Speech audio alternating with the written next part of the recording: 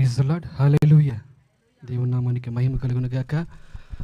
వాక్యము పంచుకున్నట్టుకు సమయం ఇచ్చిన ఆత్మీయ తల్లిదండ్రులకును కూడి వచ్చిన మీ అందరికీ మన ప్రభువును రక్షకుని యేసుక్రీస్తు నామములో పేరు పేరున హృదయపూర్వకమైన వందనాలు తెలియజేస్తున్నాను. మానవాళి చేసిన పాపాలలో ఘోరమైన పాపం, మనుషులు చాలా పాపాలు చేశారు కదా ఆది నుంచి ఇప్పుడు దాకా. వాటన్నిటిలో ఘోరమైనది ఏంటంటే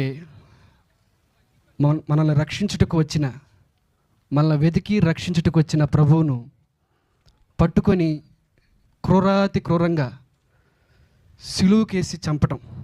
అది మానవాళి చేసిన అతి ఘోరమైన పాపం కదా.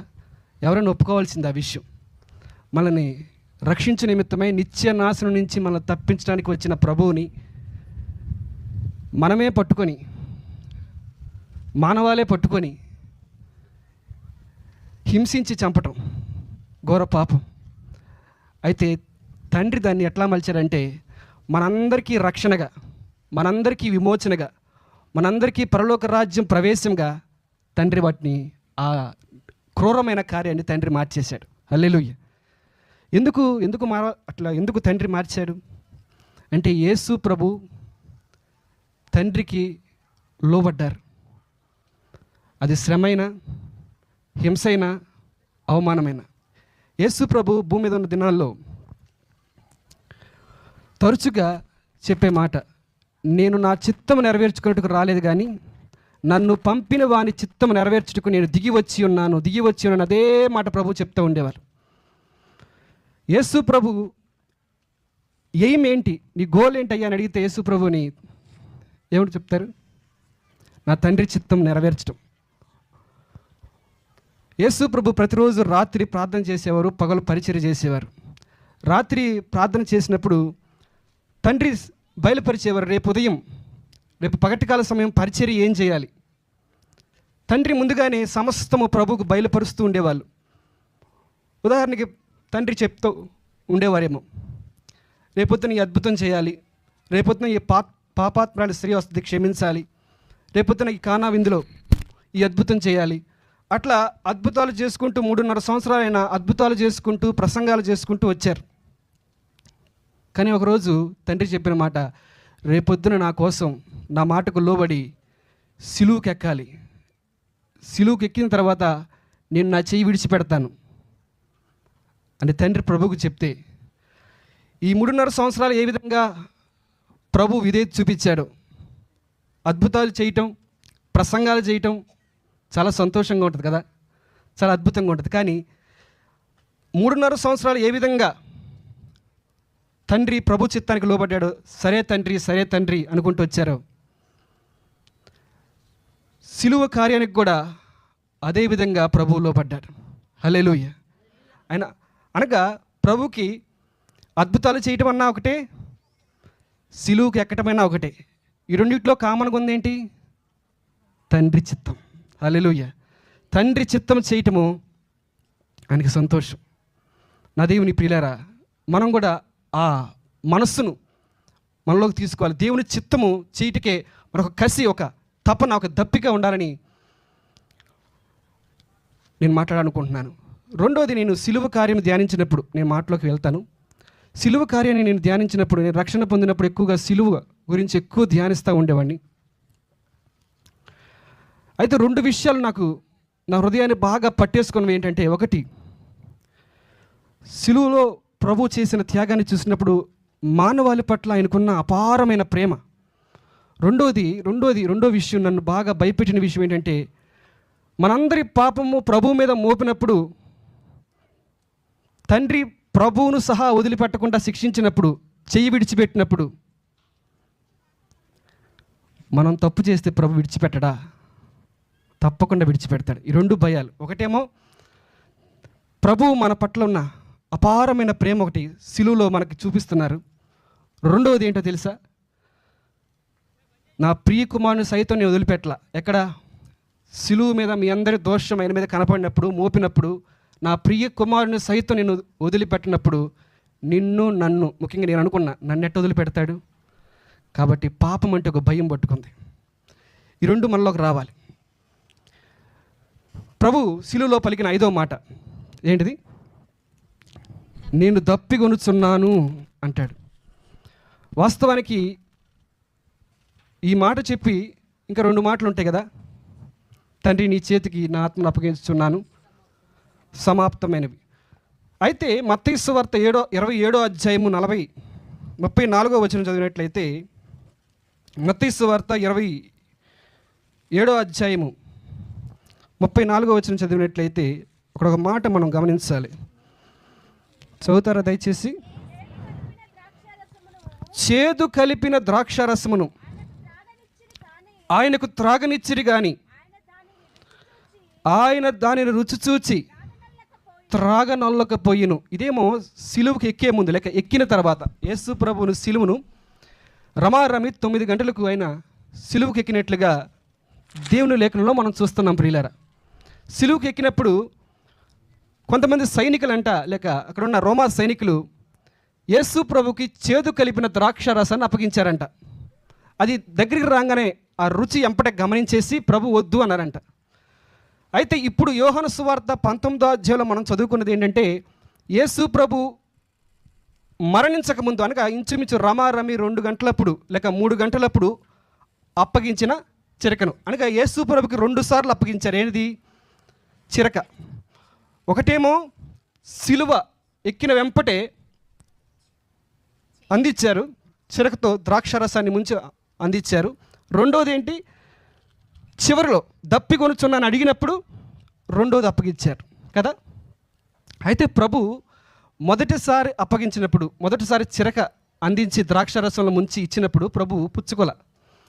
సహజంగా ఆనాటి కాలంలో ద్రాక్షారసం ఒక మొత్తు పదార్థం. ఎందుకంటే సిలువలో ఆ వేదన, ఆ దుఃఖము లేక ఆ బాధ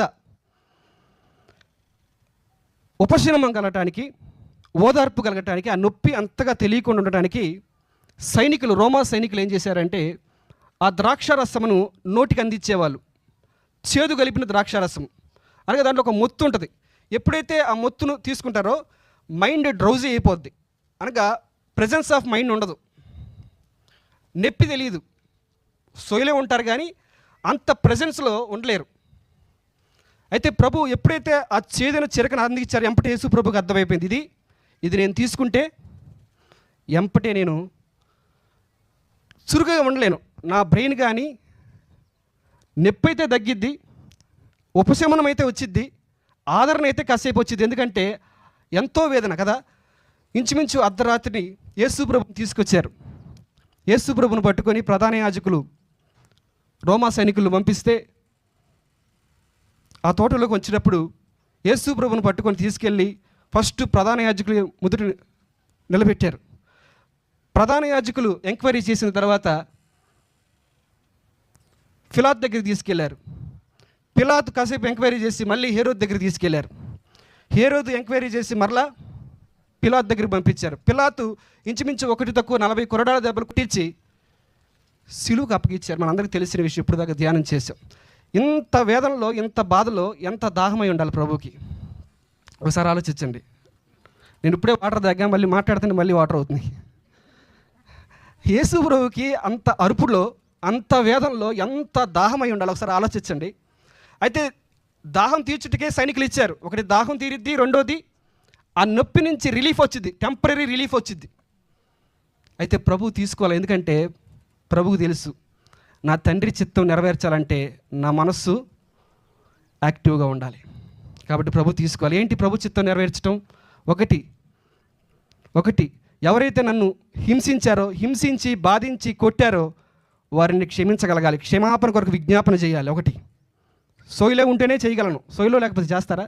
తాగినట్టు ఎప్పుడైనా నాకు క్షమించమని అడిగారా? అడుగుతారా? ఎట్టిన అడగరు, కొడతారు తప్ప, 2 గుద్దులు గుద్దుతారు తప్ప క్షమించమనేది అడగరు కదా. యేసు ప్రభు ఒకటి, నా తండ్రి చిత్తం, నన్ను బాధించిన వారందరూ, నన్ను హేళన చేసిన వారందరినీ నేను క్షమించాలి, నా తండ్రి చిత్తం.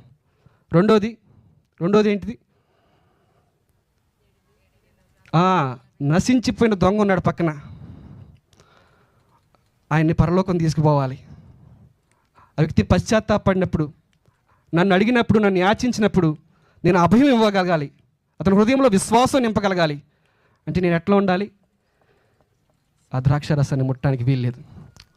మూడోది, నా తల్లి ఉంది, నా తల్లి బాధ్యత అప్పగించాలి. ఇవన్నీ చేయకుండా ద్రాక్షారసం పట్టుకుంటే ఏమైద్ది?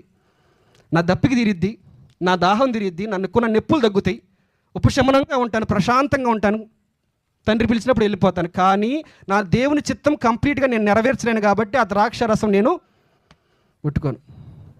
హల్లెలూయా. ఆయన డెడికేషన్ ఎట్లుంటుందని చూడండి. అసలు ప్రతి మాటను నెరవేర్చాలని కన్నా తపన చూడండి. సిలువ గురించి ధ్యానించినప్పుడు అదే నాకు ఉంటుంది. ప్రతిదీ తన కోసం రాయబడింది, ప్రతి మాట నెరవేర్చాలని ఆయనకున్న తపన. అది మనం పట్టుకోవాలి ఈరోజు. ఆ తపనను మన హృదయంలోకి తీసుకోవాలి. తప్పికొనుచున్నానని అప్పుడు అడుగుతున్నాడు. అంతా అయిపోయింది, నేను చేయాల్సిందంతా అయిపోయింది. ఇక నా మైండ్ రోజుల్లోకి వెళ్ళిన విషయం కాదు. నా తండ్రి చిత్తాన్ని కంప్లీట్గా ఆఖరి క్షణం వరకు, ఆఖరి ఓడి వరకు నేను ఆ నోటి నుంచి ఏ మాటలైతే రావాలో, నేను ఏ క్రియలైతే చేయాలో అవన్నీ నేను నెరవేర్చేశాను. ఇక ఉండాల్సిన అవసరం లేదనుకున్నాడు. ఆ కసి ఉండాలి. మనం చనిపోయే ముందు చెప్పగలగాలి, తండ్రి నువ్వు నాకు ఇచ్చిన ప్రతి మాటను నేను నెరవేర్చాను, ప్రతి పని నేను నెరవేర్చాను అనే ధైర్యంతో చెప్పగలగాలి. హల్లెలూయా. క్రైస్తవుడు యొక్క నిరీక్షణ అది. అట్లా కాకుండా ఏదో మందిరానికి వచ్చాం, వెళ్ళిపోయాం, 2 పాటలు పాడుకున్నాం, అట్లా కాదు ప్రియులారా. దేవుని చిత్తం ఏదైనా, అది అద్భుతాలు చేయను. యేసు ప్రభు విషయంలో అది అద్భుతాలైనా సరే ఒకటే, ఆయనకి సిలువ మరణమైన ఒకటే. 2 తండ్రి చిత్తం కాబట్టి. హల్లెలూయా. ప్రభు కోసం ఒక్కోసారి ఆనందకరమైన పరిస్థితులు కూడా ప్రభు తీసుకెళ్తారు. ఒక్కోసారి దుఃఖకరమైన పరిస్థితులు, మనల్ని అందరూ విడిచిపెట్టే పరిస్థితులు, అందరూ మనల్ని నిందించే, అవమానపరిచే పరిస్థితులు వస్తాయి. అది తండ్రి చిత్తమని తెలిస్తే మనం ఒప్పుకొని ముందుకు వెళ్ళగలమా? అట్లా వెళ్ళగలిగితే మనం జయించినట్లే, జయించు వారిలో మనం ఉన్నట్టే. హల్లెలూయా. ఆ మనస్సును మనం సంపాదించుకోవాలి, కృపను మనం సంపాదించుకోవాలి. ఇప్పుడు అంటున్నాడు ప్రభు, నేను తప్పికొనుచున్నాను. ఇప్పుడు అంటాడు. నా దేవుని ప్రియులారా, యేసు ప్రభు బ్రతికిన దినాల్లో ఒక విషయం చెప్పి నేను ముగిస్తాను, నాకు ఇవ్వబడిన సమయం కూడా అయిపోవస్తుంది కాబట్టి. యేసు ప్రభు ఒకరోజు సమరయ ప్రాంతం గుండా వెళ్ళాల్సి వచ్చింది. ఆయన నడిచి దాహం వేసింది, ఆకలి వేసింది. శిష్యులు అన్నారు, అయ్యా మేము వెళ్ళి నీకు కావాల్సిన ఆహారం మేము తీసుకొస్తాం, ఇక్కడే బావి దగ్గర కూర్చో అంటే ప్రభు కూర్చుంటే, ఈ లోపల మనందరికీ తెలుసు కదా, బావి దగ్గరికి సమరయ స్త్రీ రావటం, సమరయ స్త్రీని ప్రభు నీళ్ళు అడగటం. ఆ నీళ్ళు అడిగినప్పుడు యేసు ప్రభు, సమరయ స్త్రీ ఏ విధంగా ప్రభుకు స్పందించిందో, చివరికి యేసు ప్రభు మాటలు విని ఆ సమరయ స్త్రీ ఎటువంటిదో మనందరికీ తెలుసు. 5 వివాహాలు చేసుకొని ఆ 5 వివాహాలతో సంతృప్తి చెందక 6వ వ్యక్తిని పెళ్లి చేసుకోవడానికి సిద్ధపడిందామా. అంత భయంకరమైన స్త్రీ ఆమె యేసు ప్రభు మాటలు విని, యేసు ప్రభులో ఉన్న ఆశ్చర్యకరమైన గుణాతిశయాలు చూసి, ఆయన రాబోయే మెస్సయ్య, మన కోసం రాబోయే మెస్సయ్య, లోక రక్షకుడని, పాపుల రక్షకుడని ఎప్పుడైతే గుర్తించిందో, తన పాపాన్ని అక్కడ విడిచిపెట్టేసి ఊర్లోకి వెళ్ళిపోయింది. అప్పుడు దాకా వ్యభిచారం చేస్తున్న బ్రతికిన వ్యక్తి ఊళ్ళోకి వెళ్ళి, ఇదిగో నేను ఎంత పాపాత్మురాలను, నా గురించి ఏమీ తెలియని వ్యక్తి చెప్పాడు, ఆయన ఎవరని అడిగితే ఆయనే లోకరక్షకుడు మెస్సయ్య అని చెప్పాడు, రండి మీరు కూడా రండి, ఒకసారి రండి అని, ఎంత గొప్పవాడో చూద్దాం రండి అని చెప్పి ఊళ్ళందరిని వేసుకొని వచ్చేసింది. ఎవరు? ఒక్క స్త్రీ ఊరందరిని వేసుకొచ్చేసింది. యేసు ప్రభు ఈ లోపల శిష్యులు వచ్చారు. శిష్యులు వచ్చి, అయ్యో ఆహారం తినంటే, నేను ఆల్రెడీ తినేసాను రా అన్నారు. ఏంటి ప్రభు ఏం తిన్నావంటే, అదిగో నడుచుకుంటూ వస్తున్నారు చూసావా ఆత్మలో, వాళ్ళని చూసి నా కడుపు నిండిపోయింది, నా తండ్రి చిత్తము నెరవేర్చటము, ఆయన పని తుదిముచ్చటము నాకు ఆహారం అయ్యి ఉండన్నాడు. హల్లెలూయా. ఎంత గొప్ప మాట కదా. ఆత్మల కొరకైన అట్టి దాహం మనం కూడా కలిగి ఉండాలి. యేసు ప్రభు భౌతికమైన అవసరాల కన్నా, అప్పటికైనా నీరు తీసుకొని తాగొచ్చు కదా, ఆయన తాగల. అంటే ఆయన భౌతికమైన ఈ అవసరతల కన్నా, ఈ అవసరతలతో సంతృప్తి పడేదానికన్నా, భౌతికమైన అవసరతలతో సంతృప్తి పడేదానికన్నా తండ్రి చిత్తం నెరవేర్చడంలో ఆయన సంతృప్తి ఎక్కువగా పడ్డాడు. హల్లెలూయా. మనం కూడా అదే మనస్సు, మన దాహం ఏమై ఉండాలి? ఏమి తిందుమా, ఏమి తాగుదుమా, ఆ దాహం కాదు మనకు ఉండాల్సింది. తండ్రి చిత్తం ఎట్లా నెరవేర్చాలా, అది అసౌకర్యమైనా సరే, శ్రమైనా సరే, అవమానమైనా సరే, వేదనైనా సరే కంప్లీట్ చేయాలనే ఒక తపనతో నడుము కట్టుకొని ముందుకెళ్తే ప్రభు ఎక్కడుంటాడు? మన పక్కనే ఉంటాడు. ఆయన చిత్తం నెరవేర్చుటకు మనకు శక్తినిస్తాడు. కనుక ఆ దేవుని ప్రియులారా, కూడిన మనందరం ఆ విధమైన మనస్సును కలిగి ముందుకు సాగుదాం. ప్రభు ఈ మాటలు మన వినికిడిలో ఫలింప చేయనుగాక. ఆమేన్. చిన్న ప్రార్థన చేసుకుందాం. సర్వశక్తి కలిగిన మా ప్రియ పరలోకపు తండ్రి, మరొకసారి అచ్చలిపుడిని బలహీన నిలబెట్టుకొని మాతో మీరు మాట్లాడిన ప్రతి మాట కొరకై స్తోత్రములు. చిన్ని మాటలు ప్రభు మా హృదయంలో దీవించి నిజముగా ప్రభు నీవలే అయ్యా తండ్రి చిత్తం నెరవేర్చుటకే నువ్వే విధంగా వచ్చావు అయ్యా. నీ చిత్తం నెరవేర్చుటకు మా మనస్సును మేము కట్టుకొని ప్రభువా, అది అసౌకర్యమైన, శ్రమైన, అవమానమైన ప్రభువా, నువ్వు నడిపించేది ఏ మార్గమైనా మమ్మల్ని తగ్గించుకొని నీకు అప్పగించుకున్నట్టుకు మాకు మనస్సును దయచేయమని ప్రార్థిస్తున్నాం. నిన్ను పోలి నీ అడుగు జాడల్లో ప్రభు నీ కొరకు దాహం కలిగి ముందుకు సాగే కృపను దయచేయమని వచ్చిన బిడ్డలందరినీ ఆ విధంగా స్థిరపరిచి బలపరచమని నజరేయుడైన యేసుక్రీస్తు నామమున అడుగుచున్నాము తండ్రి. ఆమేన్. హల్లెలూయా.